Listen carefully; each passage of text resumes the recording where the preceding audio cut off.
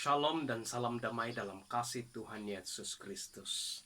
Saudaraku yang kekasih, pada hari ini saya ingin mengungsikan firman Tuhan yang terdapat di dalam Injil Matius pasal 12 ayat 46 sampai ayat yang ke-50. Saya mengambil tema daripada judul pembelajaran kita di dalam firman Tuhan pada kali ini, yaitu hidup melayani Tuhan. Bagaimana kita harus hidup melayani Tuhan? Saya ingin membacakan Injil Matius pasal 12 ayat 46 dan 50 ini. Ketika Yesus masih berbicara dengan orang banyak, itu ibu dan saudara-saudaranya berdiri di luar berusaha untuk menemui dia. Ayat yang ke-47. Maka seorang berkata kepadanya, lihatlah ibumu dan saudara-saudaramu ada di luar dan berusaha menemui engkau. Ayat 48. Tetapi jawab Yesus kepada orang yang menyampaikan berita itu kepadanya, siapa ibuku? Siapa saudara-saudaraku? Dan ayat 49 mengatakan, lalu katanya sambil menunjuk ke arah murid-muridnya, ini ibuku dan saudara-saudaraku. Ayat 50, sebab siapa yang melakukan kehendak Bapakku yang di surga, dialah saudaraku laki-laki, dialah saudaraku perempuan, dialah ibuku. Saudaraku yang dikasihi Tuhan, di dalam perikop ini kita dapat melihat ada 3 poin utama yang perlu kita perhatikan. Yang pertama adalah Yesus teladan pelayanan. Yang kedua adalah keluarga menghentikan pelayanan. Dan yang ketiga, murid menghidupkan pelayanan. Saya ingin membahas perikop daripada Injil Matius pasal 12 ayat 46 sampai 50 ini satu persatu. Di dalam ayat Injil Matius 12 ayat 46 dikatakan ketika Yesus masih berbicara dengan orang banyak, itu ibunya dan saudara-saudaranya berdiri di luar berusaha menemui dia. Nah, saudaraku, kalau kita baca di dalam ayat ini, kita dapat melihat bahwa Yesus berbicara. Apabila kita kembali kepada teks asli daripada bahasa Greek, ada satu kata di sana yang disebut sebagai ilalei, yang merujuk kepada berbicara. Tetapi ilalei ini adalah lebih kepada berseru, berterusan dengan suara yang nyaring. Jadi pada waktu itu sebenarnya Yesus sedang melayani, sedang berkhotbah, sedang mengajar. Sementara orang banyak itu begitu diam sekali mendengar pengajaran daripada Yesus yang begitu indah sekali. Dia berseru, dia berbicara, tetapi dengan cara yang mengajar, berkhutbah dengan suara yang nyaring dan terus menerus. Dia tidak mengajak ngobrol dengan orang kebanyakan pada waktu itu atau orang banyak. Tetapi dia sedang mengajar, dia sedang berkhutbah. Hanya dia sendiri yang sedang berbicara. Dan begitu ramai orang tertarik dengan pengajaran daripada Yesus. Nah, pada waktu ini Yesus memberikan satu teladan pelayanan kepada orang banyak. Dan kepada kita juga pada saat ini. Dia memberikan teladan pelayanan bukan saja dari sudut berkhotbah, tetapi dia juga menghiburkan orang yang berduka. Dia juga menyembuhkan orang sakit. Nah, saudaraku, Yesus pada ketika itu begitu terkenal di beberapa tempat atau banyak tempat tentang pelayanannya di dalam mengajar, di dalam menyembuhkan orang sakit, di dalam memberi penghiburan kepada orang-orang yang berduka. Tetapi pada saat Yesus sedang memberikan teladan pelayanan dalam mengajar pada ketika itu, di dalam ayat 46 ini, tiba-tiba ada sesuatu yang terjadi yang coba mengganggu pelayanan Yesus. Kalau kita baca di dalam ayat yang seterusnya, ataupun masih di dalam ayat yang seterusnya, saudara, dikatakan di sana, ibunya dan saudara-saudaranya berdiri di luar dan berusaha untuk menemui dia. Nah, kita lihat di sini bahwa ada satu peristiwa yang coba untuk mengganggu pelayanan Yesus, yaitu ibu dan sanak saudaranya. Mereka datang kepada Yesus.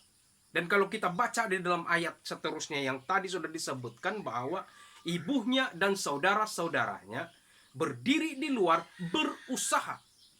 Dan kalau kita kembali kepada bahasa aslinya bahwa ada satu perkataan yang menyebutkan seperti ini. Nah, lelosi. Yaitu berseru, berteriak, menangis. Dan itu merujuk kepada ibu Yesus. Berusaha menemui Yesus pada ketika Yesus sedang mengajar, yaitu ibunya sedang berteriak, memanggil-manggil nama Yesus secara berterusan sambil menangis.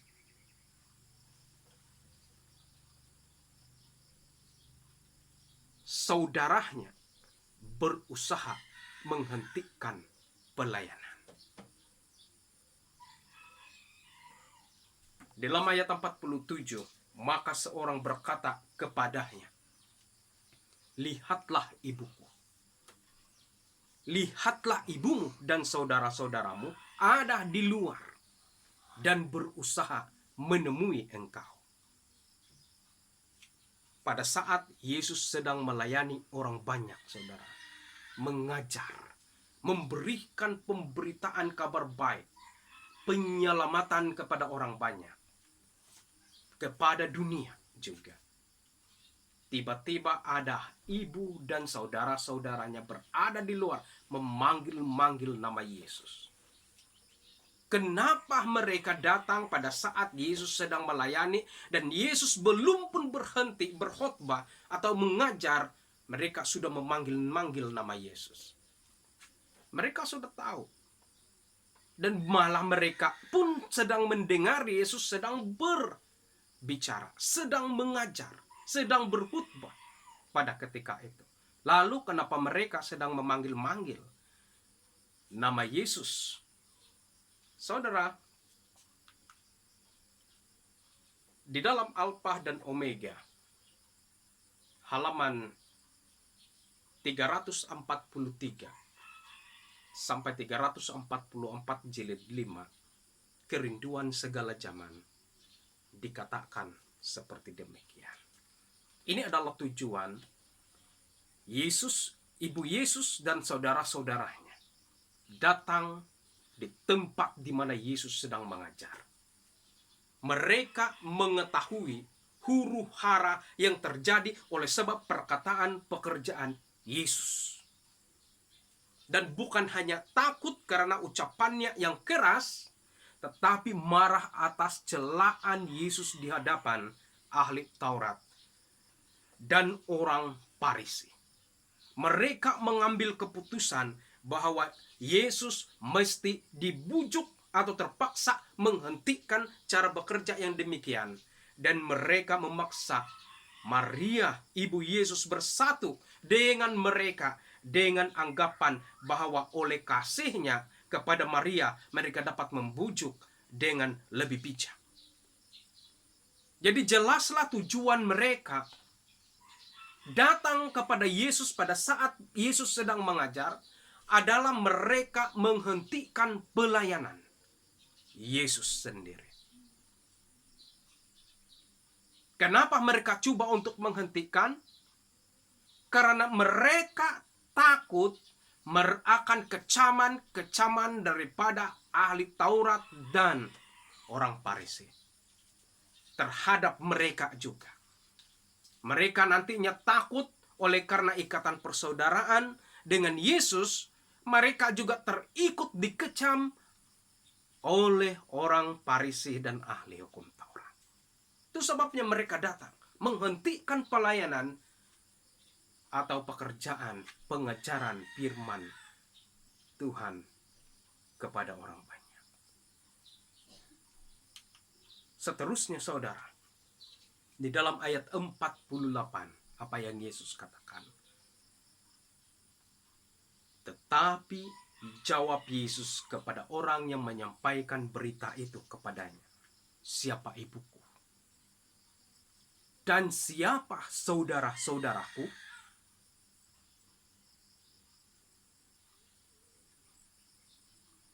Si penyampai berita dari kalangan orang banyak begitu terkejut apabila Yesus mengatakan, siapa ibuku dan saudara-saudaraku? Si penyampai berita sangat kenal dengan ibu dan saudaranya. Dan itu pasti ibu dan saudaranya yang datang.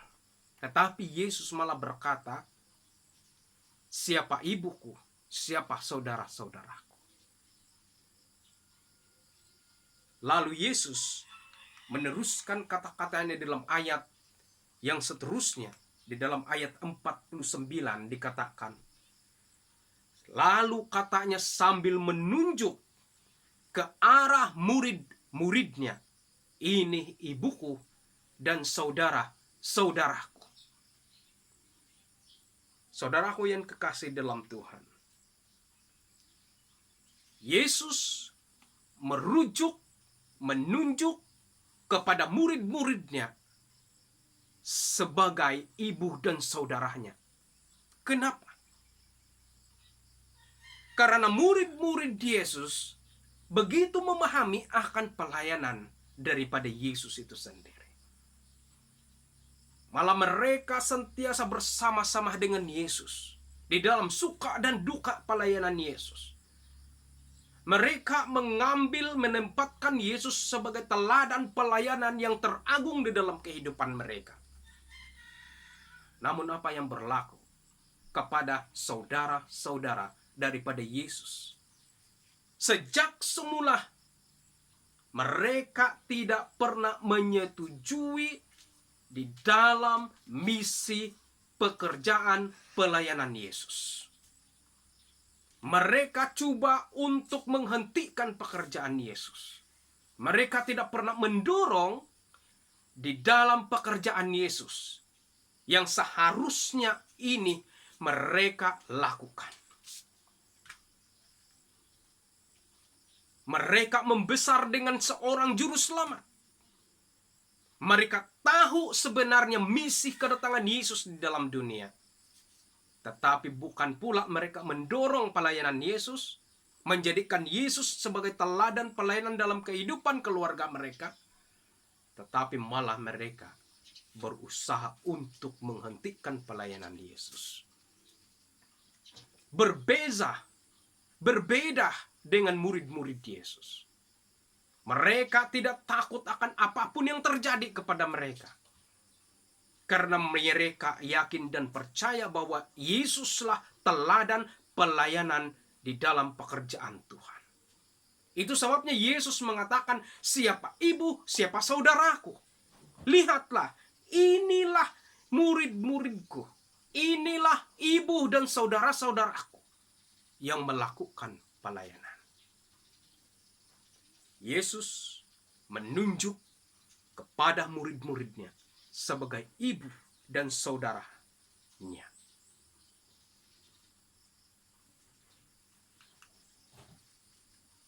Di Di dalam ayat yang ke-50. Matius 12 ayat 50.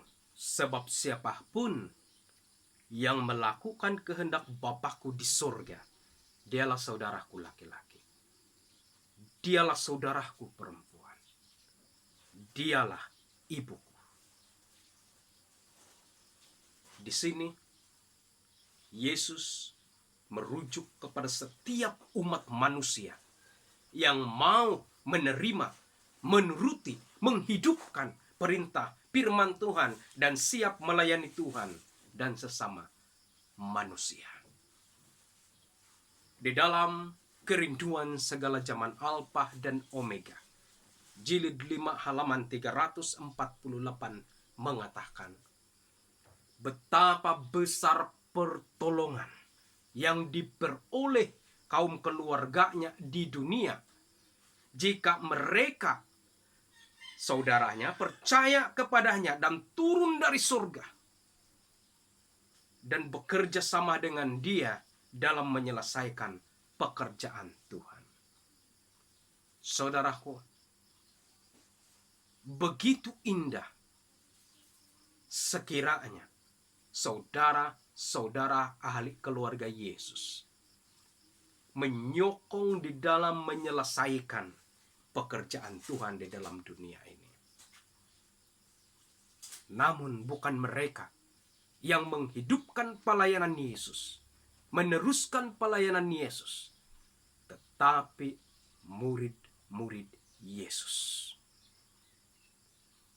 Dan kepada siapapun mereka atau kita yang menghidupkan pelayanan Yesus, maka kita juga adalah bahagian daripada pelayanan yang Yesus sudah lakukan di atas dunia ini jauh sebelum pada zaman kita saat ini.